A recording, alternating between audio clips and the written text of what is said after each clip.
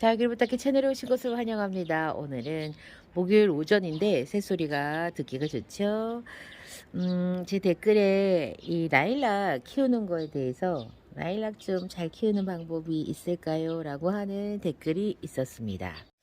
제가 생각을 해보면 저는 다육이를 키울 때 어떻게 키우나 키우기법을 다육이마다 막 미리 그렇게 알아보지 않고 그냥 사고 싶은 다육이 혹은 우연히 만났는데 예쁜 다육이 있으면 그냥 구매를 먼저 하고 키우기법은 한참 있다가 본 것 같아요.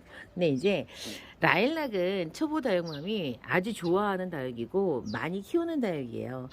아마도 그 이제 다육이를 사러 갔을 때 다른 다육들이 다 대부분 우리가 이제 그 저렴한 다육을 선택할 수밖에 없기 때문에 빨간 포트 안에 이렇게 초록색인데 요 라일락만 요런 색이거든요. 그래가지고 아마 초보 다육맘에게 많은 사랑을 받고 이제 선택을 받아서 키우게 되는 게 라일락이 아닐까 생각을 합니다.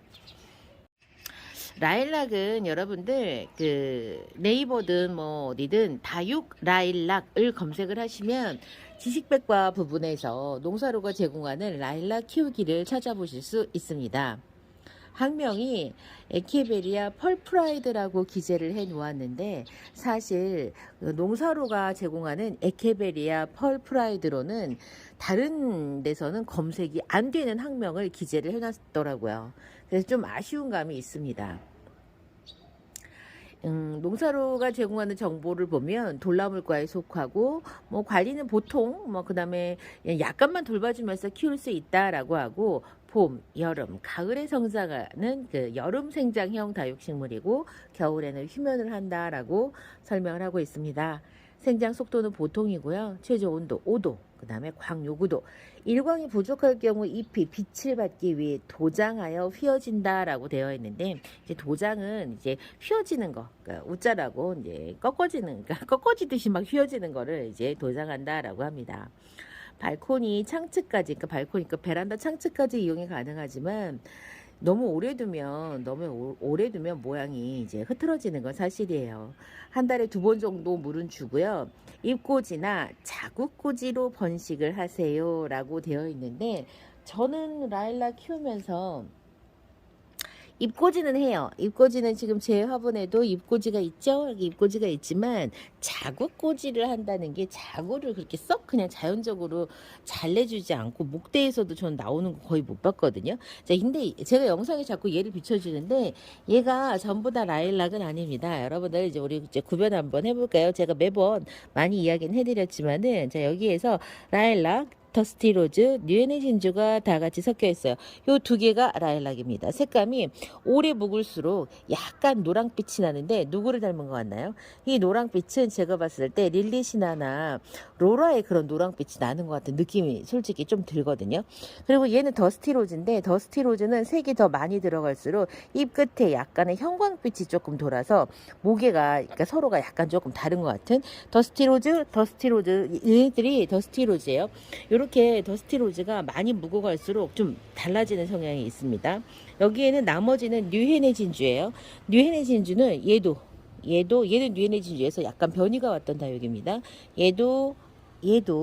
그래서 여러분들 생각하기에 저는 제가 라일락을 먼저 만났기 때문에 이 다육들 중에서 라일락이 가장 오래된 다육인 줄 알았어요. 그래서 어저께 라일락 키우기 좀 알려주세요 라고 하셔서 제가 라일락 키우기를 또 이제 또 검색을 해봤거든요. 그러니까 항상 검색을 새로 해요. 그러면은 이 검색되는 정보 결과는 여러분이 그 정보에 얼마만큼 깊이 이렇게 좀 알고 있느냐에 따라서 이건 제 생각이지만 검색 결과 내용도 저는 다르다고 생각을 하거든요. 제가 예전에 검색했던 거랑은 정말 다른 곳들이 나와요. 요즘에는 뭐 새로 업데이트가 돼서 그런지 모르겠지만 그래서 검색을 해봤는데 전 더스티로즈의 그 모태 교배종이 나올 줄 알았어요. 그런데 더스티로즈는 야생에서 교배된 교배종이어가지고 이 더스티로즈는 모기를 알 수 없는 잡종이다 이렇게 나오더라고요. 그러니까 더스티로즈는 그러니까 어떻게 부모 다육이 누군지 몰라요.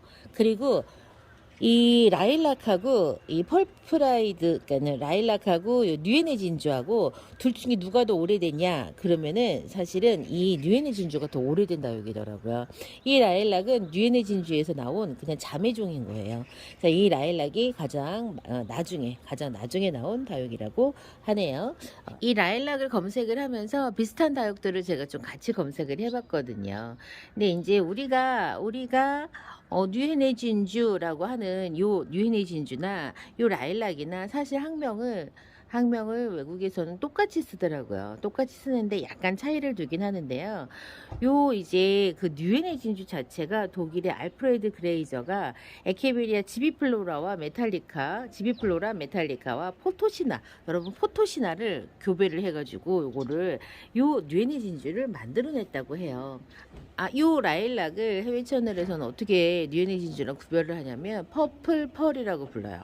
퍼플 펄이라고 하고 우리는 펄 프라이드, 농사로에서는 펄 프라이드라고 하는데 어쨌건 그래서 펄 프라이드라고 검색을 하면 거의 안 나오더라고요. 이게 어떻게 만들어낸 거냐면 이 뉴에네 진주를 조직 배양으로 해가지고 요 애를 만들어냈다고 해요. 사실 조직 배양이면은 똑같잖아요. 유전자가 똑같잖아요. 근데 무항목이 이렇게 달라요.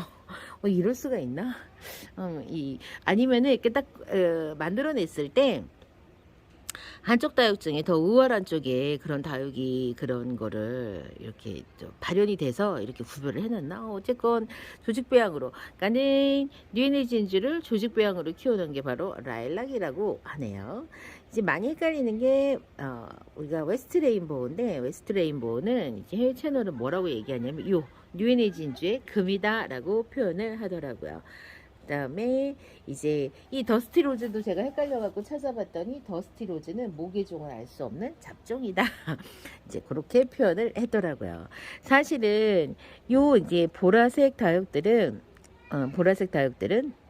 어느 정도 목대가 있게 크기 때문에 여러분 목대가 있게 크는 다육들은 뭘 관리해 줘야 되냐면 옷자람 관리를 해줘야 되는데 생각보다 다른 목대 있는 다육들보다는 막 쑥쑥 그렇게 막 이렇게 무섭게 옷자라지는 않아요. 요 녀석들은 그래도 어느 정도 모양을 갖추는데 더스티 로즈도 성장세가 빠르기 때문에 햇볕이 부족하면 약간 조금 이렇게 콤팩트하지 않게 그렇게 크거든요.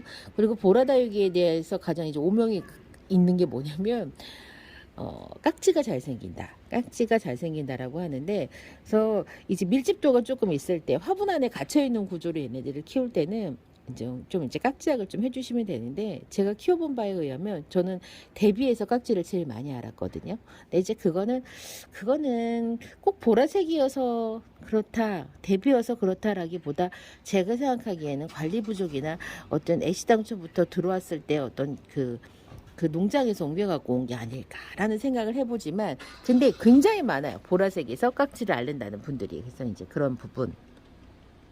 그 다음에 라일락 같은 경우에는 저는 이제 이 보라색 다육이 구매하는 거를 사실상 이제는 멈췄고, 더스티 로즈 같은 경우에는 이제 목대가 있고 이제 그 군생이 있는 그런 애기들은 보면은 이제 또다시 구매를 하고 싶은데, 그러고 보니까 뉴에네 진주랑 라일락은 큰 군생을 제가 그렇게 많이 못 봤네요. 현장에서 이렇게 농장 같은 데 다니면서. 그건 있어요. 요 더스티 로즈 군생은 간간히 나오는데 뭐 다른 애기들 군생은 많이 못 본 것 같아요. 자, 이렇게 저는 얘네들을 어쨌건 그 거리대에 제 1순위로 내놓기는 해요. 항상 내놓기는 하는데 너무 강한 햇볕을 보여줬더니 얼굴이 작아지고요. 탈색되듯이 색이 미워지더라고요. 그리고 이제 늦여름에는 탄저병을 앓거든요. 그러니까는 여러분들, 저도 진짜로 햇볕을 직광을 쏘이면서 이렇게 키우려고 되게 많이 노력을 했었는데, 어느 순간부터 제가 뭘 느꼈냐면, 어느 정도, 그러니까 차광을 좀 하면서 키우는 게 맞구나. 그래서 그렇게 다육이 오래 키우신 분들이 거리대에서 여름에 끝까지 차광을 하시는구나 라는 걸 알게 됐어요. 사실 제가 차광은 이 하우스 커버를 구매하기 전까지는 힘이 들어서 차광을 하는 것 자체가 힘들어가지고, 왜냐면 방법이 너무 어렵잖아요. 하우스 커버가 없는데. 그래갖고 제가 예전에 여기에다가 빨래 건조망을 잘라갖고 올려놨던 거예요. 근데 고체 건조망도 좋고 뭐도 그러니까 그게 어떤 거든 간에 좋으니까 적당히 차광을 하셔서 햇볕도 적당히, 여름에 그 지금 계절에 너무 강한 햇볕은 다육들이 예뻐지는 게 아니라 화상 이외에도 예뻐지지 않는 모습을 만들어낼 수 있더라고요. 그래서 그걸 알게 된 다음부터는 차광을 좀 중요시하게 생각을 하게 됐습니다. 네, 이번 시간 제가 라일락 키우기에 관한 이야기를 좀 해드렸는데, 저는 라일락을 정말 많이 샀고 진짜 많이 키웠어요. 진짜 많이 키웠는데 사실은 지금은 이제 라일락을 더 구매하지는 않아요. 정말 많이 샀거든요. 정말 많이 사고 정말 많이 키워봤거든요. 그래서 사실 이제 원 없는 게 요 녀석들이에요. 원 없이 키워봤다 이런 거, 원 없이 사봤다 이런 게. 이렇게 적심도 해보고 이꼬지도 해보고 다 했거든요. 근데 저는 그 자구가 목대에서 자연스럽게 나와주는 걸 경험해 보지는 못했어요. 워낙에 이제 영양을 박하기 위해서 그랬는지는 모르겠지만은, 지금도 목대에서 뭐 그냥 빨갛빨갛하게 뭐가 올라오긴 하는데, 그렇다고 해서 막 자구가 쑥 올라와 주거나 그러진 않더라고요. 그거에 비해서 이 더스티로즈는 약간 지분이 후한 것 같더라고요. 좀 잘 내주는 편인데, 저는 다른 녀석들은 그러지 못했어요. 적심을 해도 막 풍성하게 그렇게 키워내지를 못했었거든요. 이번 시간 제가 이제 검색을 바탕으로 여러분께 알려드리는 거예요. 그리고 저도 이제 키웠던 경험이 있고, 그래서 이제 보라색 다육이 중에 초보 다육맘에 가장 접근하기 쉬웠던 이 라일락, 그 다음에 뉴에네 진주, 그 다음에 더스티로즈에 관한 이야기 함께 해드렸습니다. 저는 다음 시간 다른 이야기로 다시 찾아뵙겠습니다. 그럼 안녕히 계세요.